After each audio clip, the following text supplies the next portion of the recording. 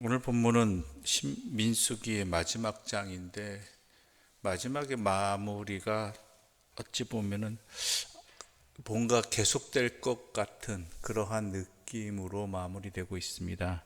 왜냐하면 또 하나의 문제점이 등장해서 그 문제점을 고치는 내용이거든요. 그래서 광야 생활의 어떤 집대성이라기보다는 하나의 케이스가 발생하여서 그 케이스에 대한 어떻게 풀어갈 것인가로 마무리되어지는 하나의 에피소드 같은 느낌이 들기도 합니다. 그런데 이 안에는 또 다른 하나님의 민수기를 마무리하시는 그러한 깊은 뜻이 담겨 있다라는 것을 우리가 민수기 전체를 읽다 보면 깨닫게 되는 것이지요.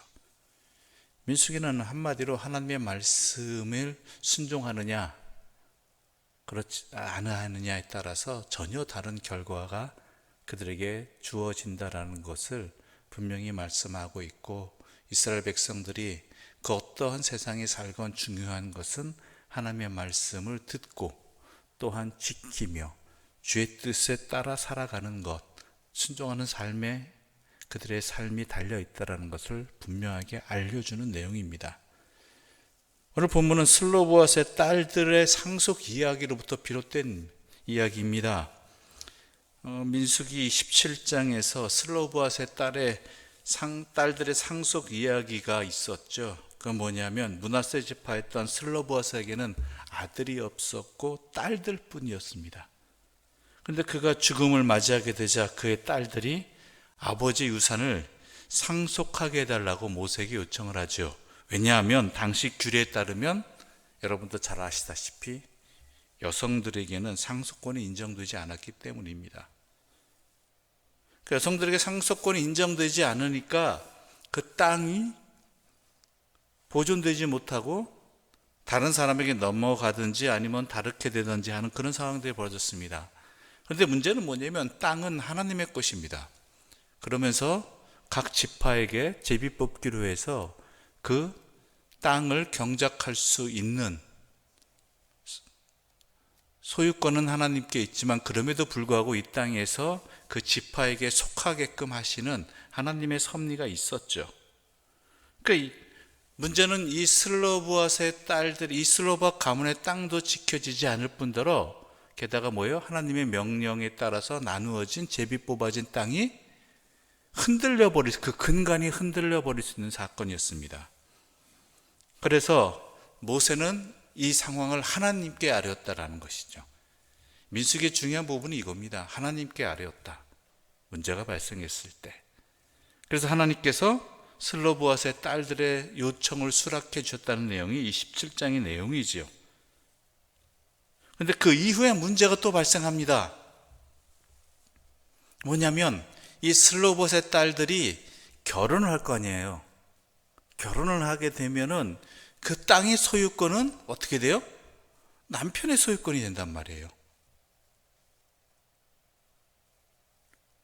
그러니까 이 딸들의 소유권을 허락되어진 것들은 어찌 보면 임시 방편일 수도 있고요. 그리고 어차피 당시로서는 여자들은 그 남자에게 속해지는 사람들이 되어버리니까 그 지파의 혹시나 다른 지파의 남자에게 결혼을 하게 된다라면 하나님이 제비 뽑아서 나누어 주신 그 땅의 경계가, 각 지파별 경계가 허물어지는 것이죠. 그런 일이 한 가정에만 벌어지는 게 아니라 나중에 세월이 흘러가면서 이러저러한 가정들이 생길 수 있다는 것이죠. 딸들의 상속권, 딸밖에 없는 집에 상속권이 허락되었으니까 그 집의 땅이 이어지더라도 딴 지파 남자들에게 결혼하게 되면 딴 지파로 땅이 넘어가게 되는 이런 상황 속에서 도대체 어떻게 해야 되느냐라는 문제가 발생하게 되었습니다. 그렇죠. 모세는 어떻게 했겠습니까? 또 하나님께 여쭙겠죠. 그래서 하나님께서 해결책을 주시죠. 자유롭게 결혼하되 단 같은 지파 내에서 결혼 대상자를 골라라.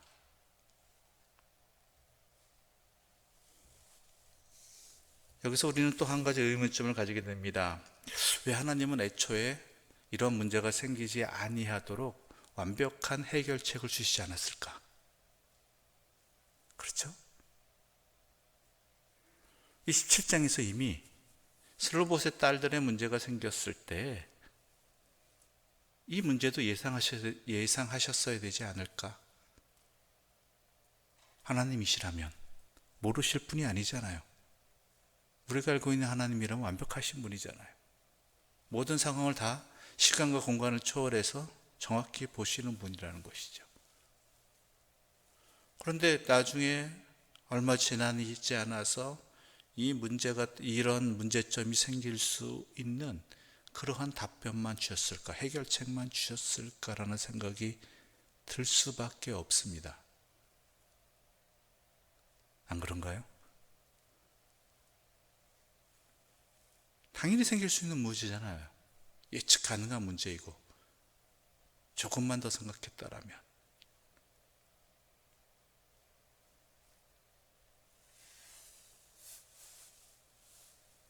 그렇다면 하나님께서는 왜 그렇게 하셨을까라는 생각이 들 수밖에 없다라는 것이죠. 그것은 바로 우리를 향한 하나님의 뜻이 이 안에 담겨 있음을 우리는 발견해야 됩니다. 뭐냐? 우리는 하나님을 찾지 않습니다.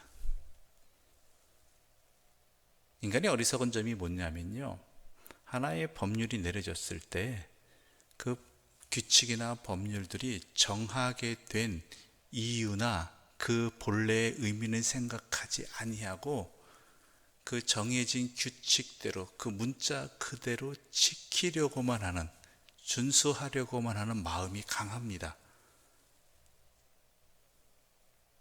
다르게 표현하자면 그 규칙과 또한 법칙이 하나님이 되어버려요. 하나님이. 예전에 예속 논쟁이라고 조선시대에 있었습니다. 유교 논쟁이지요. 장례 절차에 대해서 과연 이러저러한데 어떠한 케이스가, 상황이 발생했을 때 그 장례를 몇 년 치르느냐 문제 때문에, 왕족의 문제 때문에 이것이 또 몇 년을 치러야 된다, 아니다, 1년이다, 3년이다, 이런 식의 갈등이, 예속 논쟁이 생겼습니다.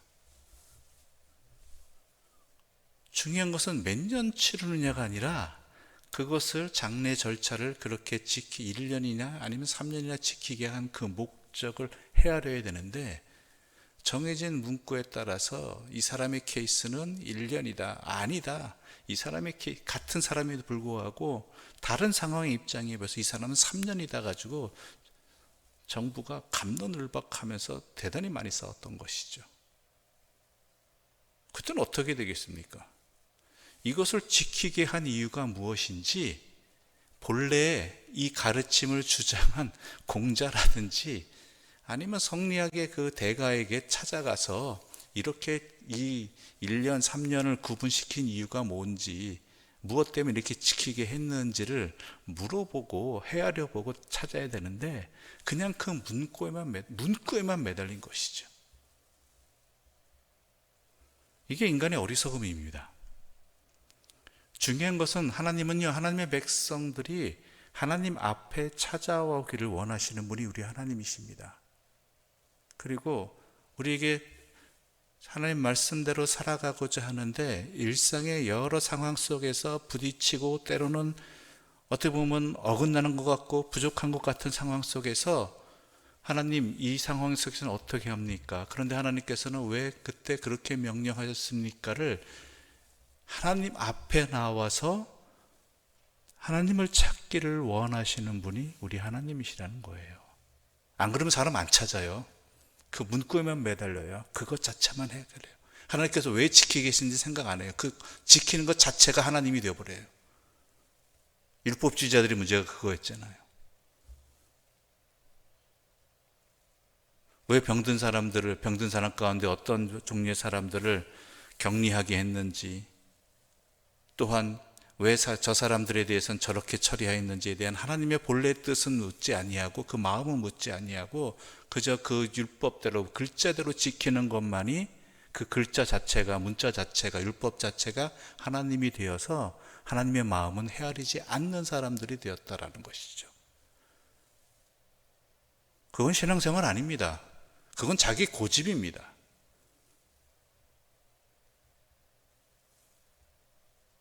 우리에게 비등한 사례가 있습니다. 우리 젊은이들이 어르신들의 어떤 경험담이나 이런 것들보다는 어떤 어르신들의 경험에 따른 고집을 피울 때 이렇게 표현하죠. 라떼라고. 어른들이 나 때는 이래가지고. 근데 그 어른들의 상황들이 있고요. 또한 요즘 세대들이 살아가는 시대의 상황도 있다라는 것이죠. 물론 원칙은 변하지 아니하고 근본 정신은 변하지 않겠지만 그것들에 따라 상황에 맞게 또한 때로는 고쳐야 될 부분, 개혁해야 될 부분, 또한 이해해야 될 부분, 본래 중심이 어떤 이유 때문에 이대로 했는지를 살펴야 되는 그러한 과정들이 서로 간에 있어야 되는데 그렇지 아니하고 자신의 생각과 또한 판단과 경험이 전부인 것처럼 고집을 피울 때 그 근본적인 정신은 또한 지혜는 사라지게 되는 것입니다. 오늘 본문도 마찬가지입니다. 하나님께서 이것을 왜 지키게 하셨는가를 다시 한번 이 문제 앞에서 돌아보게 하는 것이죠. 더 중요한 건 뭐예요? 하나님 앞에 구하게 하는 것, 하나님을 찾게 하시는, 그래야지만 사람이 제대로 살아갈 수 있는 존재이기 때문에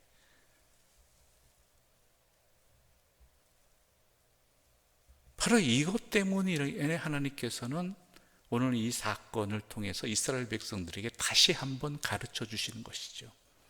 슬로보아스의 딸들의 문제가 생겼을 때 부족한 하자 있는 그런 말씀을 하신 것이, 규칙을 정해 주신 것이 아니라 먼저 정해 주신 규칙 하에서 그 본뜻을 헤아리고 또한 상황이 바뀌었을 때 그 하나님께서 주신 중심을, 핵심을 놓치지 않고 어떻게 지킬 것인가를 하나님께 여쭈어서 하나님의 뜻을 좀 더 헤아리고 깨닫고 또한 그 말씀대로 살아갈 수 있는 기회를 우리에게 주신 것, 이스라엘 백성들에게 주신 것이라는 이야기입니다. 복잡하게 얘기했지만 간단하게 말씀드리겠습니다. 우리에게는 하나님의 말씀대로 살아야 되는 대전제가 있습니다. 또한 그 말씀을 우리에게 주신 하나님의 뜻을 헤아려야 되는 분명한 핵심이 있지요. 그런데 때로는 상황 속에서 어떻게 적용해야 될지, 때로는 이 상황과 부딪히는 문제가 있는데 이 문제를 어떻게 풀어가야 될지, 그럴 때 우리에게 중요한 것은 뭐예요? 항상 주님의 뜻을 구하는 것, 이것을 게을리 하지 말아야 한다는 것입니다. 이것을 가르쳐서 개혁이라고도 이야기합니다. 지난주에 우리가 종교개혁주일로 함께 우리 교회는 지켰습니다. 그런 가운데 개혁교회는 항상 주님 앞에서 개혁하는 교회라는 종교개혁자들의 모토를 우리는 함께 나누었습니다. 개혁이라는 것이 단순하게 바뀐다는 것이 아닙니다. 좀 더 하나님께 가까이, 좀 더 하나님의 뜻에 따르기 위해서 내 삶의 자리에서 고쳐나갈 것은 없는지, 또한 오랫동안 지켜오면서 변질된 것은 없는지, 또한 하나님께서 우리에게 이것을 지키게 하신 그 뜻을 헤아리지 못하고 그저 겉껍질의 형식만 남고 그것이 하나님화된 어리석은 것이 없는지 잘 헤아리고, 그리고 주님의 뜻을 어떻게 하면 좀 더 그 하나님의 마음에 합당하게 따를까를 항상 살피면서 내 삶을 고쳐 나가는 것, 주의 말씀을 구하고 그 뜻에 순종하는 것, 이게 바로 개혁인 것입니다. 그럴 수 있도록 하나님께서는 우리에게 모든 상황 속에서 주님을 찾을 수 있는 기회를 주셨습니다. 우리의 삶의 각자 자리에서 항상 하나님의 지혜를 구하는 그러한 은혜를 주셨습니다. 그렇다면 그 은혜를 놓치지 아니하고 우리에게 주어진 모든 삶의 여러 가지 상황들을 하나님께 구하고 또한 그 말씀을 듣고 그 말씀에 순종할 수 있는 그 신앙의 자리를 게을리하지 아니하는 복된 자들 되시기를 바랍니다. 그게 오늘 본문의 내용입니다. 슬로봇의 딸들에게 상속권을 주었으니까 그대로 그냥 상속권 유지해야 된다. 그러나 이런 문제가 터지는데요, 저런 상황이 생기는데요, 그럴 때는 하나님께서 그 땅을 지키게 하신 목적이 무엇인지 깨달을 수 있도록, 그 방법을 찾을 수 있도록 하나님께 구했듯이 이스라엘 백성들이 가나안 땅에 들어갔을 때 이런 상황도 생기고 저런 문제도 생길 것인데, 하나님 말씀대로 살아가고자 하는데 이런 상황에 부딪히고 저런 어려움을 겪을 텐데 그럴 때 어떻게 하면 좋겠습니까? 라고 하나님께 여쭙도록 하시는 그런 하나님의 뜻이 이 안에 있었고, 다행히도 이 백성은 하나님의 뜻을 여쭈었고 그리고 그 뜻에 순종하였다. 이것이 이스라엘 백성들이 광야에서 연단받은 결과이다. 우리 삶도 마찬가지가 되어야 될 것입니다. 신앙생활 오래 할수록 우리는 어쩌면 고집이 생길지 모르겠습니다. 하나님보다 내 고집이 앞설 수 있습니다. 그렇지 않을 수 있도록 항상 겸손하게 주의 뜻을 구하고 주의 마음을 헤아리고 그 말씀을 깨닫고 조금 더 하나님께 가까이 나아가는 삶을 살아갈 수 있는 주님의 백성들 되시기를 간절히 소망합니다. 기도드리겠습니다. 하나님 아버지, 감사합니다. 우리의 삶에 여러 가지 상황들이 벌어질 때 그때마다 우리는 주님께 감사하게 하여 주시옵소서. 그 문제로 인하여서, 그 상황으로 인해서 우리는 주님 앞에 나올 수밖에 없고 주의 뜻을 구할 수밖에 없습니다. 그렇지 않으면 우리는 교만하여서 하나님을 찾지 아니하고 내가 알고 있는 것으로, 내 경험으로 마치 그것이 전부인 것처럼 그렇게 살아가는 어리석은 우리들을 굽어 살펴 주시고 은혜로 베풀어 주시니 감사합니다. 하나님, 무엇보다 내 삶의 모든 순간에 주님을 찾게 하여 주시옵소서. 주님의 뜻을 구하게 하여 주시옵소서. 주님의 마음을 헤아리게 하여 주시옵소서. 그리하여 내 삶의 그 모든 순간 속에서 주의 뜻을 구함으로 말미암아 항상 주님과 동행하고 주님께 더 가까이 가고 주를 향한 믿음이 더욱 굳세어지는 그러한 신앙인으로 살아가게 하여 주시옵소서. 또한 주의 뜻을 구했을 때, 주의 말씀이 나에게 허락되었을 때, 주님의 말씀으로 깨달았을 때 그 말씀에 아멘으로 순종하는 그러한 믿음도 우리에게 허락하여 주시옵소서.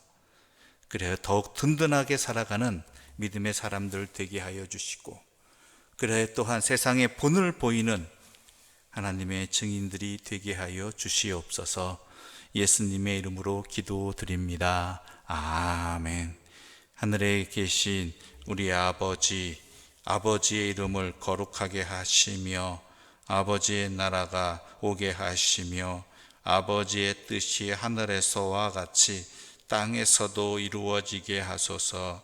오늘 우리에게 일용할 양식을 주시고 우리가 우리에게 잘못한 사람을 용서하여 준 것 같이 우리 죄를 용서하여 주시고 우리를 시험에 빠지지 않게 하시고 악에서 구하소서. 나라와 권능과 영광이 영원히 아버지의 것입니다. 아멘.